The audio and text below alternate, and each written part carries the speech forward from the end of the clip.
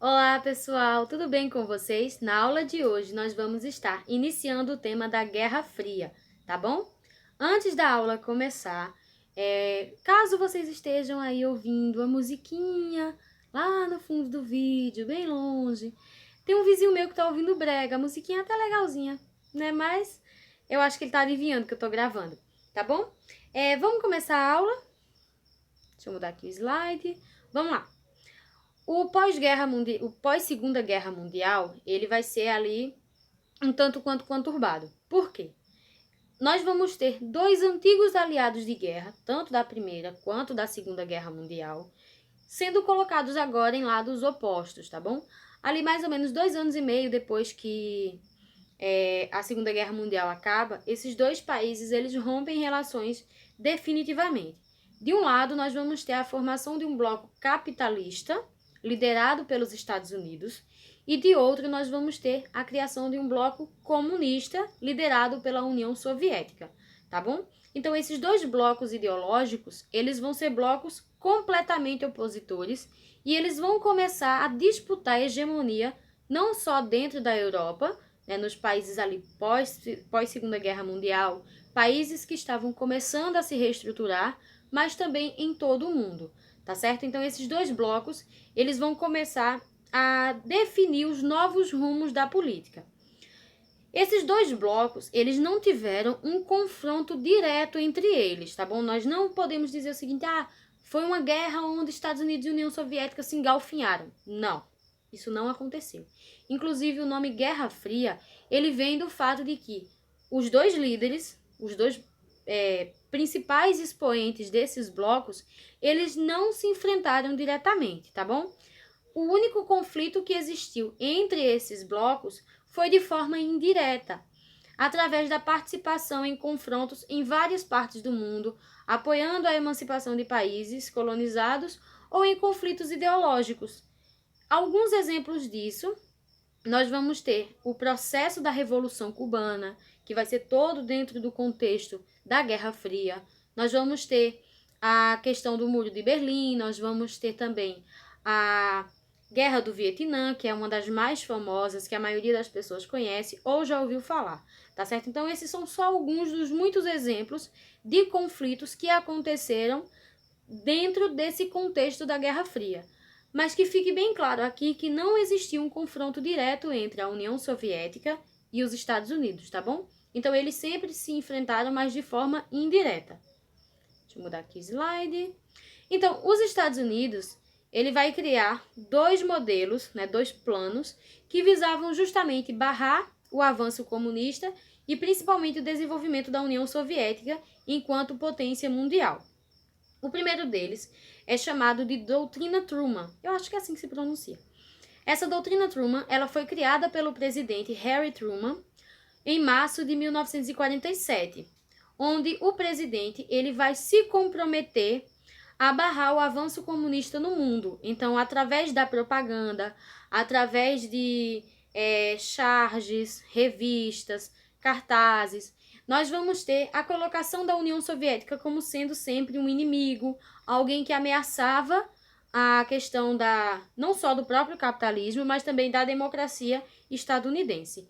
E logo em seguida, ali em junho do mesmo ano, nós vamos ter a criação do Plano Marshall. O Plano Marshall, ele vai ser um plano de ajuda para a reconstrução dos países europeus que foram destruídos pela Segunda Guerra Mundial.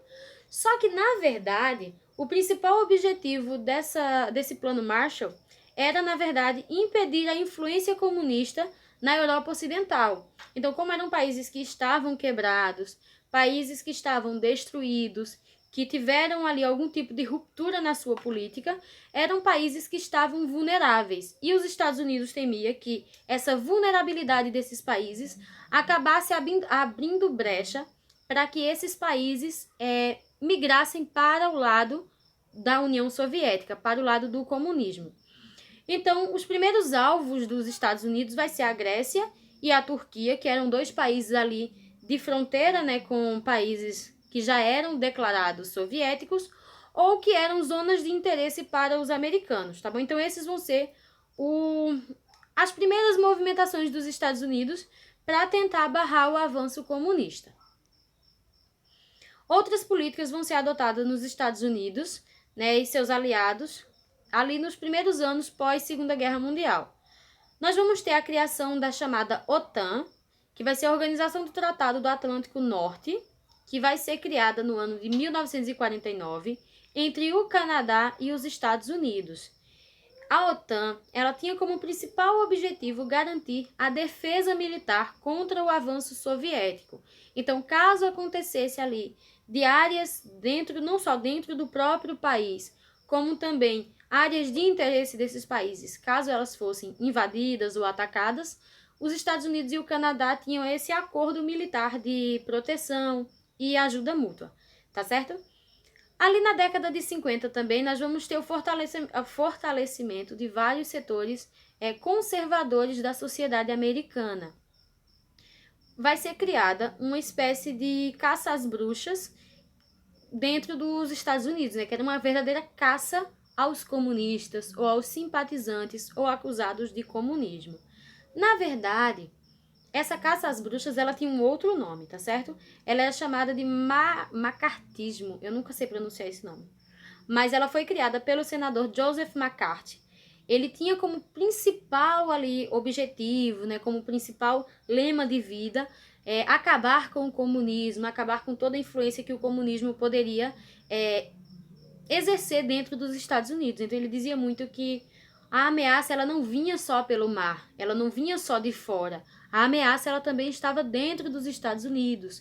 Era uma ameaça velada, era uma ameaça que estava se instalando dentro das escolas, nas universidades, nas instituições públicas. Então, eram pessoas comunistas que estavam ali convivendo dentro da sociedade americana para corromper a sociedade dentro da sua base, né? Corromper a sociedade dentro do seu centro, dentro da sua, como é que eu poderia dizer? Dentro da sua essência. Então, como é que eu posso criar novos comunistas? Se eu doutriná-los, se eu ensiná-los. Então, para esse senador, existia essa questão de que haviam professores que eram simpatizantes do comunismo nos Estados Unidos, então eles iam ensinar isso para as crianças.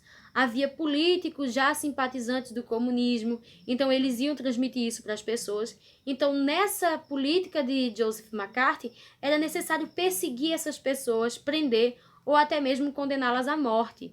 E realmente vai acontecer isso. Nós vamos ter o exemplo de 2 físicos estadunidenses, um casal, que vai acabar sendo acusado de ter vendido fórmulas atômicas para a União Soviética, e o casal ele vai acabar sendo condenado à cadeira elétrica, tá certo? Então essa perseguição, esse incentivo à perseguição, ele vai ser muito forte dentro dos Estados Unidos na década de 50, tá bom? Lembrando sempre que esse Joseph McCarthy, esse senador, ele acusava as pessoas ali de várias instituições, ele acusava todos os cidadãos, então ele dizia, olha, denunciem, nós não podemos deixar que a nossa sociedade se corrompa, tá certo? Então, para ele, a ameaça já estava nos Estados Unidos, ela não vinha de fora mais, tá bom? Então, era uma ameaça mais ideológica do que uma ameaça física. Já do seu lado, a União Soviética, ela vai criar o chamado Pacto de Varsóvia e o Comecon. Isso vai vir em resposta direta às políticas adotadas pelos Estados Unidos. A União Soviética ela vai iniciar uma série de políticas de afirmação e de promoção do comunismo, né, para se autopromover, para se autodefender, para se autodivulgar, tá certo? Então, eles vão iniciar essas políticas que vão estar tentando aí sempre colocar o comunismo cada vez mais para cima, elevando a confiança dos países comunistas. E eles vão criar um programa que vai ser uma resposta direta à OTAN, criada pelos Estados Unidos e pelo Canadá. Então, a União Soviética ela vai promover alianças militares com países da Europa Oriental, que eram países que tinham mais uma tendência comunista ou que ainda estavam neutros, mas que aderiram ao comunismo posteriormente. Então, a União Soviética vai criar o chamado Pacto de Varsóvia, que inicialmente tinha como proposta criar uma coalizão que iria tentar combater a OTAN e tentar combater também as políticas estadunidenses, tá bom? Então, lembrem-se sempre que o Pacto de Varsóvia, ele vai vir como uma resposta direta à criação da OTAN, tá bom? Deixa eu ver aqui. A União Soviética, ela vai criar essa coalizão, onde ela própria fazia parte, a Albânia, Hungria, Romênia, Polônia, Tchecoslováquia e a Alemanha Oriental. Nessa época, a Alemanha ela já havia se dividido em 2 blocos diferentes. A Alemanha ela foi repartida em 2 partes. A Alemanha Ocidental, ela ficou do lado capitalista, tá bom? E a Alemanha Oriental, ela aderiu ao lado socialista. Posteriormente, nós vamos ter a construção do Muro de Berlim para dividir essas 2 Alemanhas, o lado capitalista do lado comunista, tá certo? Mais para frente, a gente vai se aprofundar mais nessa questão do Muro de Berlim, né, e todas as outras questões, não só políticas, mas também culturais, que vão estar acontecendo ali nesses anos, tá certo? Vamos lá. Esse aqui é o emblema do Pacto de Varsóvia, tá bom? Eu não lembro exatamente o que está escrito aí dentro, mas eu também não sei ler em... Como é? Esqueci agora. Em russo. Eu não sei ler em russo, mas tem alguma coisa a ver sobre a questão do comunismo, né? Da União Comunista, do comunismo estar ali tentando se proteger. Deixa eu ver aqui. E nós vamos ter a criação do segundo plano, né? Da segunda medida criada pela União Soviética, que vai ser o Comecon, que era o Conselho Econômico de Assistência Mútua, que vai vir justamente como uma resposta ao Plano Marshall, que foi implementado nos Estados Unidos para tentar fazer uma ajuda financeira àqueles países que estavam neutros ou que eram declarados capitalistas, tá bom? Então, dessa forma, a União Soviética, ela se propõe a dar um financiamento ou a ajudar na recuperação dos países do bloco comunista. Então, o seu objetivo principal não era só a questão da recuperação financeira, era mais a questão de criar uma dependência desses países com a União Soviética. Ou seja, quanto mais esses países precisassem de dinheiro, quanto mais eles pegassem dinheiro emprestado, mais dependentes da União Soviética esses países seriam, tá certo? E é nesse contexto da Guerra Fria que nós vamos ter o começo de uma corrida armamentista muito grande entre os 2 países. Os Estados Unidos de um lado, a União Soviética do outro. Lembrando que, como não foi um conflito direto entre os 2, nós vamos ter a formação de alianças, nós vamos ter ajuda de países como a União Soviética, que vai ajudar Cuba a se tornar independente, né, na Revolução Cubana. Lembrando que Cuba era uma colônia americana. Nós vamos ter a questão da Guerra do Vietnã e vários outros pequenos conflitos ou conflitos ali que vão ganhar uma magnitude maior, mas não colocavam frente a frente a União Soviética e os Estados Unidos, tá bom? Vai ser mais uma guerra de influências, uma guerra ideológica, uma guerra política, tá bom? Então, essa guerra não colocou esses 2 blocos um contra o outro de forma física, mas sim de forma velada, né? Como se fosse uma guerra mais ali pelas beiradas, tá certo? Então, nós vamos ter a criação desse bloco que tinha, na verdade, menos recursos do que a OTAN, do que o próprio Plano Marshall, mas ele vai tentar criar essa dependência em relação aos outros países, tá bom? Então, o Comecon, ele tinha como objetivo justamente esse, criar a dependência dos outros países. E essa corrida armamentista, ela vai vir seguida justamente de um acúmulo de arsenal nuclear muito grande. Gente, as bombas atômicas de Hiroshima e Nagasaki, elas foram altamente destrutivas. Só que, na verdade, depois da Segunda Guerra Mundial, tanto a União Soviética quanto os Estados Unidos vão começar a formar um arsenal nuclear muito grande que tinha um poderio tão forte que poderia acabar com o mundo caso esses países resolvessem colocar esses armamentos em prática. Um exemplo disso é a bomba de hidrogênio, né, que na década de 50 os 2 lados já tinham bomba de hidrogênio. Essas bombas de hidrogênio, elas eram 3 ou até 4 vezes mais poderosas do que as bombas atômicas de Hiroshima e Nagasaki, tá certo? Se vocês observarem aqui, essa imagem eu acabei ficando ali em cima de uma, deixa eu ver se eu tiro meu vídeo um pouquinho, ó, pronto.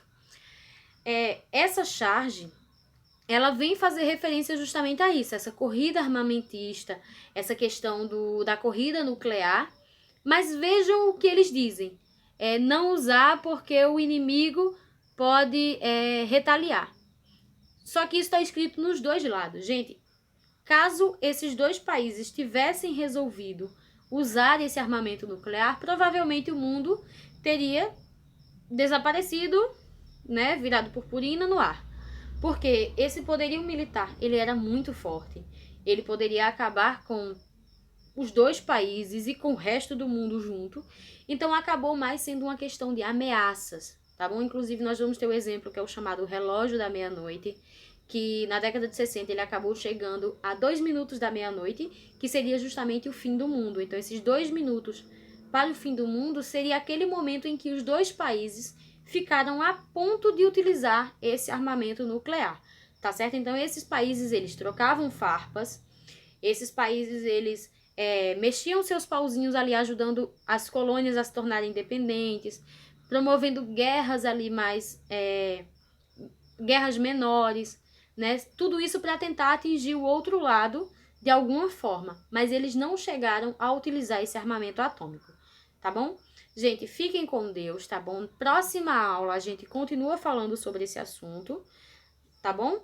Um forte abraço, qualquer dúvida, qualquer coisa, é só entrar em contato comigo pelo WhatsApp, tá bom? Um forte beijo e um abraço. Tchau, tchau!